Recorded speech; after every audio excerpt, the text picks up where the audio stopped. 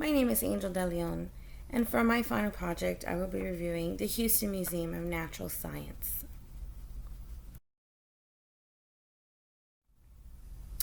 The mission of the Houston Museum of Natural Science shall be to preserve and advance a general knowledge of natural science, to enhance an individual's knowledge of and delight in natural science and related subjects, and to maintain and promote a museum of the first class.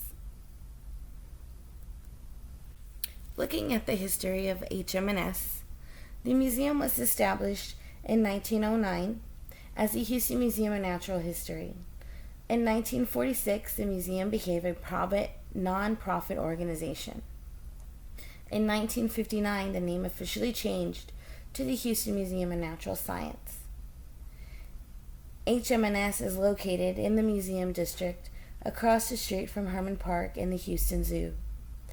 The Houston Museum of Natural Science is the most visited museum in the Museum District and welcomed over 2.3 visitors in 2014.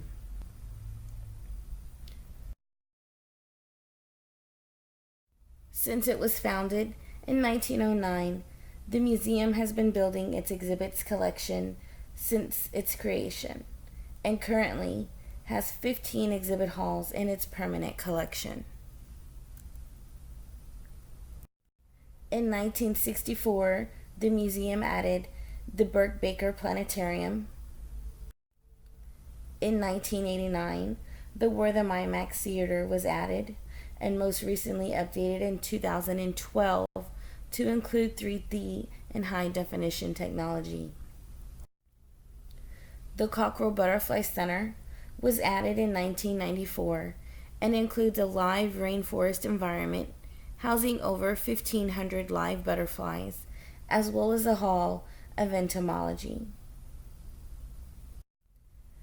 The museum also has 2 satellite locations. The first, the Houston Museum of Natural Science at Sugar Land, and the George Observatory, located in the Brazos Bend State Park.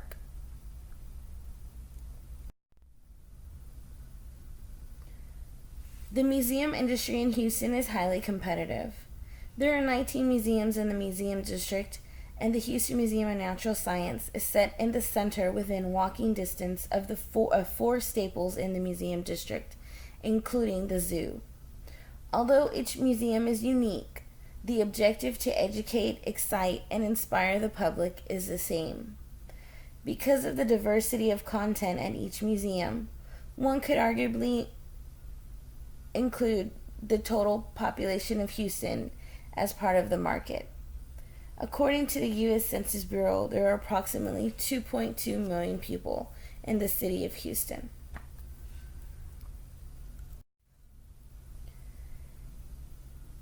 The Museums Association commissioned Britain Thinks to conduct a survey in 2013 on the public perception of and attitudes to the purposes of museums in society.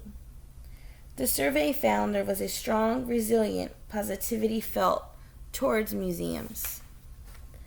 It also found that museums are perceived to have a social role, and what the public sees as essential purposes are care, preservation, display of heritage, entertaining, education for all children, and trustworthy information for all adults. Similarly, museum visits, particularly to modern and interactive hands-on ones, are perceived to be a way of encouraging children to enjoy learning, especially compared to formal schooling.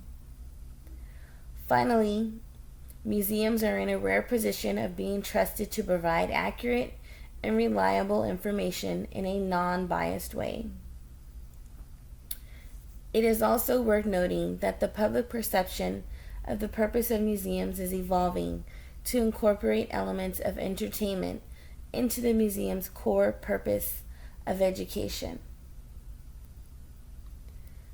Additionally, as identified in the previously mentioned survey, there is an increasingly expectation of education and entertaining. The museum identifies this term as edutainment. The size and scope of programs offered by HMNS has placed it in a unique position to have to compete with not only museums but also other entertainment entities. There is also increasing awareness that museums will have to continue to modernize and evolve, particularly in terms of accessibility, sustainability, and the incorporation of technology. It also found there is a widespread perception that the future of museums is threatened either by diminishing attendance, budget cuts, or technological advances.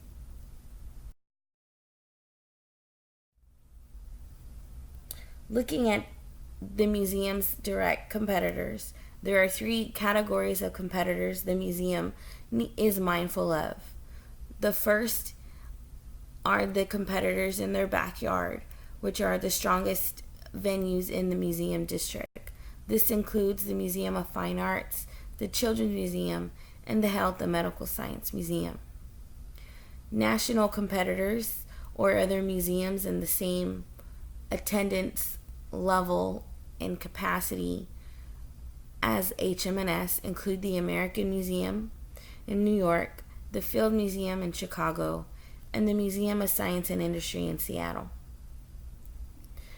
The museum is also aware of non-museum entertainment competitors such as the Houston Zoo, the Downtown Aquarium, and Moody Gardens. Because the museum is competing for disposable income, it also must compete with non-museum venues as well. Looking at the external environment, focusing first on opportunity. In 2012, the museum opened the new Moran Hall of Paleontology. Since that time, the museum has begun renovating the permanent exhibit halls one at a time. These renovations and growth allows the museum to generate interest to highlight the new additions. Unlike their competitors, the museum's continuous updates have allowed the museum to remain relevant and create a new experience for the guest each time they visit. This also encourages multiple visits. Traveling temporary exhibits also provide an opportunity for the museum to keep the public engaged. Thanks to the Capital campaign, the temporary gallery space has more than doubled, and it allows the museum to host 2 to 3 temporary exhibits simultaneously. The ability to host several exhibits at the same time allows the museum to capture a broader audience and target multiple market segments at the same time. For example, they are currently hosting Block Party, geared toward families with children aged to 12, the Virgin de Guadalupe, geared toward adults ages 25 and over, as well as the Hispanic and Catholic community. Traitors, Spies, and Saboteurs, focused toward adult males 18 and over, and lastly, Fabergé, which is geared toward females 30 years or older. Because of its physical size, the reputation in the museum, and the philanthropic support it has in the community, it has the ability to host these traveling exhibits that other venues in the museum district are unable to compete with. Threats. The ability to create unique experiences each time the guest visits is an opportunity that the museum builds into its marketing strategy. According to the VP of Marketing for the museum, it is a strategy that the museum's competitors are beginning to imitate. For example, entertainment venues that traditionally would not host traveling exhibitions have begun to enter the market, even hosting shows that the museum has hosted previously. Some examples include Real Pirates and the Titanic exhibition, which Moody Gardens hosted after the museum hosted those exhibits. Another direct competitor that entered the traveling exhibition arena is the Houston Zoo, which recently hosted a dinosaur at the zoo exhibit, which competed directly with the museum's Hall of Paleontology. The location of the museum can also be considered a threat because it is surrounded by several options for visitors, and it can make it harder for the museum to compete and can affect their sustainability and growth.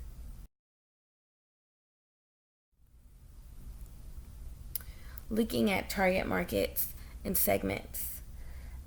The target markets the museum is focused on, the first one being the life cycle. Because the museum has programming for people at every stage of the life cycle, it focuses on families with children, college students, young and middle-aged professionals. Income is another segment that they consider to be important. Considering the museum is competing for disposable income as well as donations, the mid to higher income is a segment they need to focus on. Education, lastly, is also a very important segment for the museum. Given the educational focus of the content, individuals educated beyond high school and who consider themselves lifelong learners or college educated individuals are part of their target market segment. Evaluating the marketing mix. The products offered by the museum are educational and entertainment experiences. Each product is applicable to the individual at multiple stages in their life cycle. This makes the museum unique from its competitors because not all of them are able to offer programs that cover all segments of the life cycle. For example, the museum has content geared towards children, specifically, which could include field trips, summer camps, family events, kid tours, kid-friendly exhibitions, and films, as well as memberships geared toward families. Adults age 18 to 55. Products offered would include student membership, discount partnerships with local universities, after-hour events, seasonal mixer events, as well as travel programs and a high-end gift shop. Individuals 55 and over are marketed with distinguished lecture series, museum travel programs, volunteer opportunities, and adult-only member events.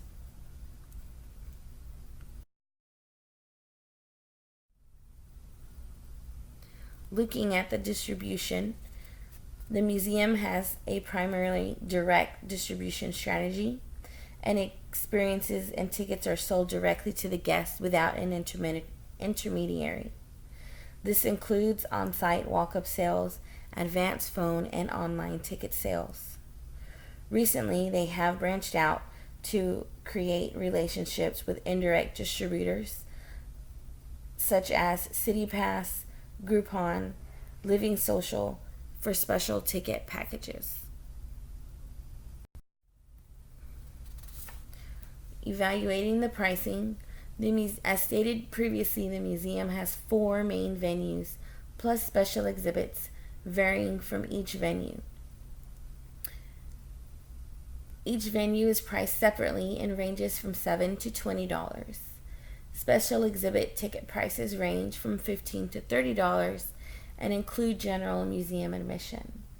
To incentivize memberships, the member price is always the lowest price available at the museum. A family membership at the museum costs $95 for the year.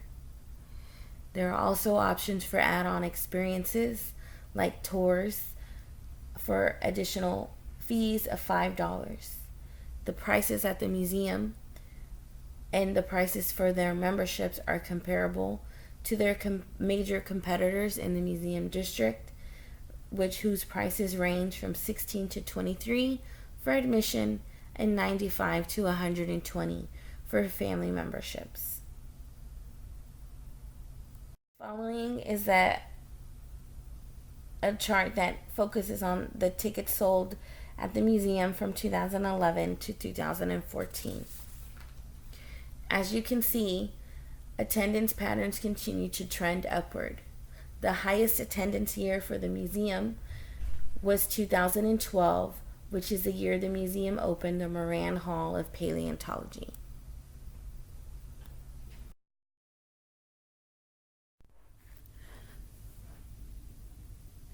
Museums' promotions center around the special exhibition and exhibit renovations. Recently, they introduced the HM&S Own It campaign. This was introduced to help promote a sense of ownership of the museum by the city of Houston. Since the museum is privately owned and funded, the revenue generated by ticket sales is what sustains the operating budget. The Own It campaign's message was every dollar spent at the museum went back to the museum. Invest in the museum. Own it. As you can see from the examples, the Own It campaign is adjusted to complement specific exhibits based on renovation schedules and is primarily a print and billboard campaign.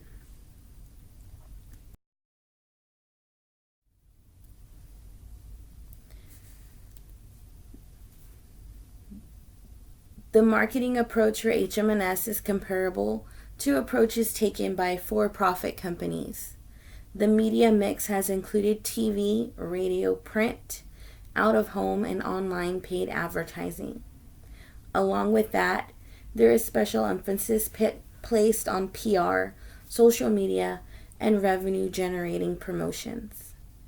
The museum also sends out e-blasts promoting events and exhibits based on user preference. These go out bi-weekly.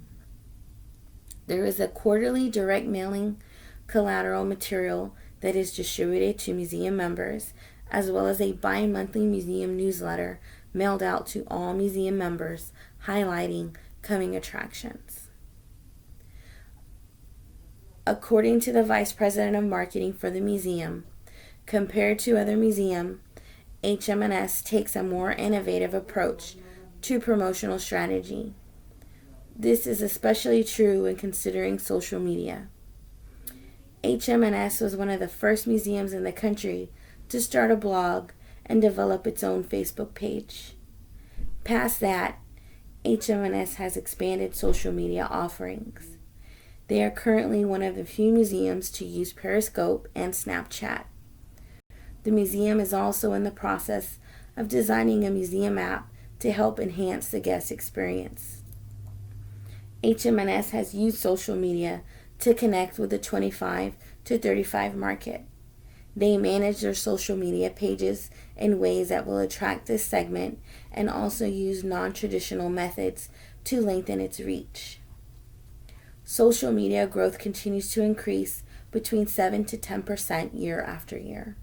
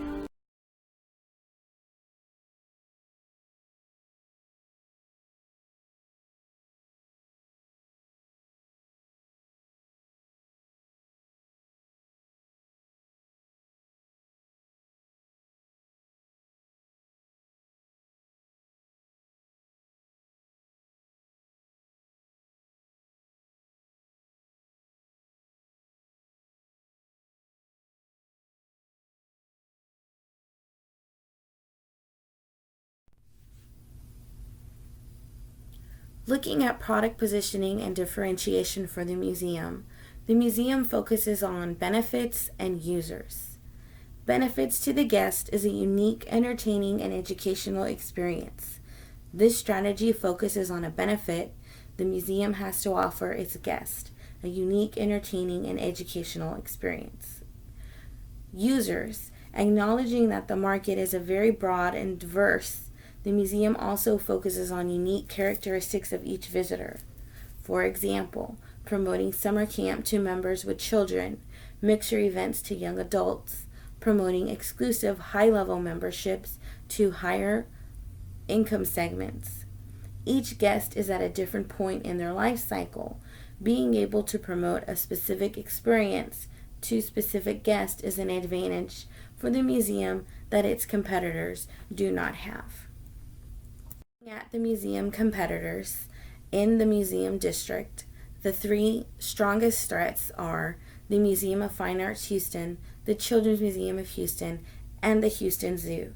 As you can see, in comparison, the Children's Museum and the Fine Arts Museum only offer one general admission ticket, are very limited in travel exhibitions, and their content is very specific towards a general one type of audience. The Children's Museum geared towards families with children up to 12 years old, and the Fine Arts Museum targeting mostly young adults and older. The Houston Zoo, however, even though it is not a museum, is the closest competitor to the museum in the museum district. They offer one general admission ticket.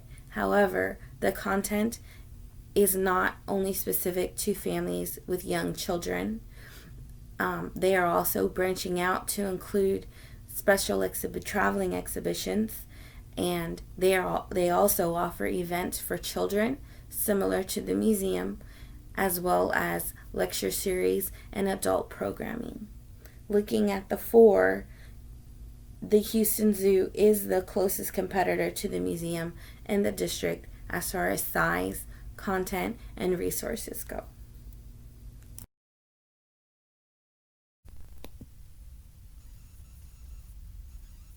The Daniel Duncan Family Wing is complete. Our new Hall of Paleontology is open to the public, so let's go take a look at your new HMNS. Yay, let's go!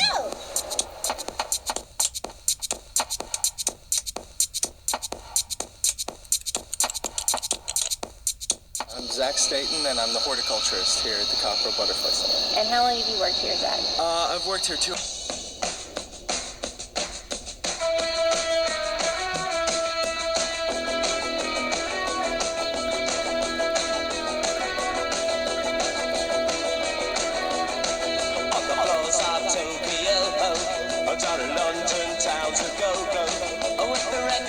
And a mirror's reflection, I'm a dancing with myself.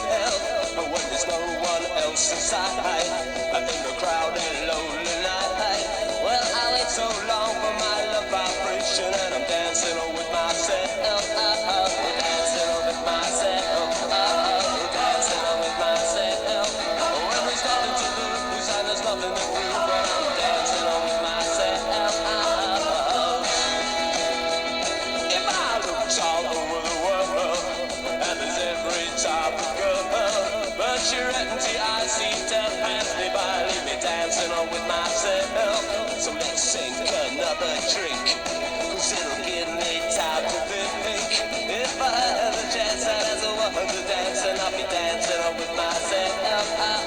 Dancing on with myself. Dancing on with myself. Well, there's nothing to lose, and there's nothing to prove, but I'm dancing on with myself.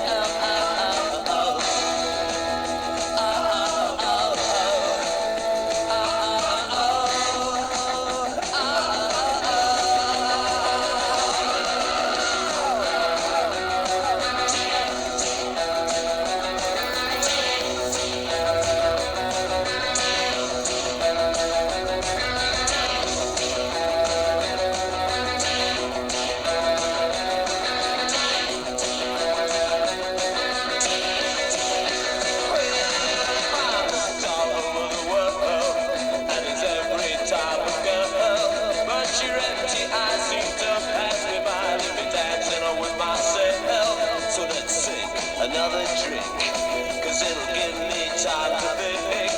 If I had the chance, I'd ask a woman to dance, and I'll be dancing with myself.